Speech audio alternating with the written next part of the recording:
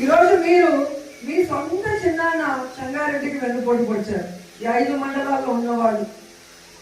ఆ తర్వాత నా దగ్గర చేరి పదవులు అనుభవించి సంపాదించుకొని నాకు వెన్నుపోటు పొడిచి ఇప్పుడు వెళ్ళారు. సంగారెడ్డికి నన్ను వెన్నుపోటు పొడిచిన వాళ్ళకి భానుప్రకాష్కి వెన్నుపోటు పోయడం పెద్ద విషయమా? పెద్ద విషయమా చెప్పండి.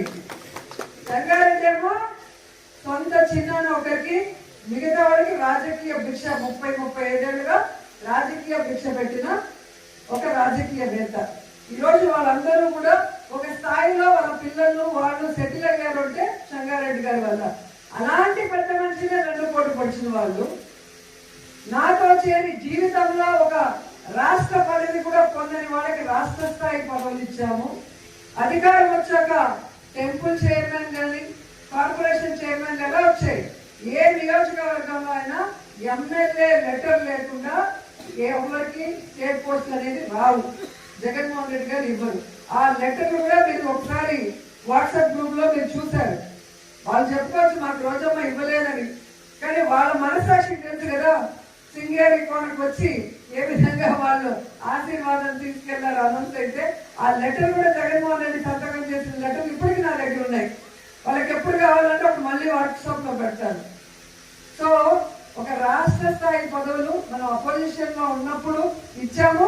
అధికారంలోకి వచ్చాక గౌరవమైన చైర్మన్ స్థానాలు, టెంపుల్ చైర్మన్ కానీ, మరి ఈడీగా కార్పొరేషన్ చైర్మన్ కానీ, మరి మిగతా వాళ్ళకి జడ్పీటీసీలు, ఎంపీపీలు ఏ విధంగా మనం చేసామో మీ అందరూ కూడా కళ్ళారా చూశారు. సో ఈరోజు కేవలం వెన్నుపోటు పొడవటమే జయంగా పెట్టుకున్న మీరు వెన్నుపోటు పార్టీలో చేరి మళ్ళీ మా గురించి మాట్లాడటం సిగ్గుచేటు అని అంటున్నాను. ఎందుకు ఇది అంటున్నాను అంటే మీకు జగన్మోహన్ రెడ్డి గారు చేశారా లేదా?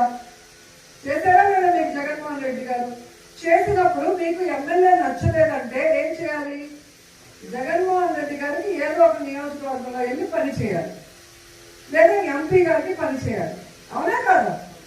రోజమ్మ నచ్చలేదు, నువ్వు నగిరిలో పని చేయొద్దు, తిరుపతికి పో.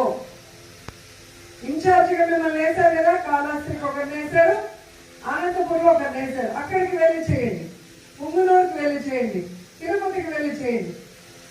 అంతేగాని 30 ఏళ్లుగా వ్యతిరేకంగా ఉన్న తెలుగుదేశం పార్టీకి చంద్రబాబు నాయుడు దగ్గరికి వెళ్ళి కండువా కప్పుతున్నారు అంటే మీ దిగజారు రాజకీయం ఏంటి?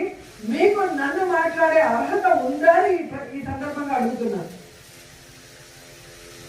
సో ఈరోజు మనం వాళ్ళని పక్కన పెట్టేయండి, వాళ్ళకి అదే పని కాబట్టి.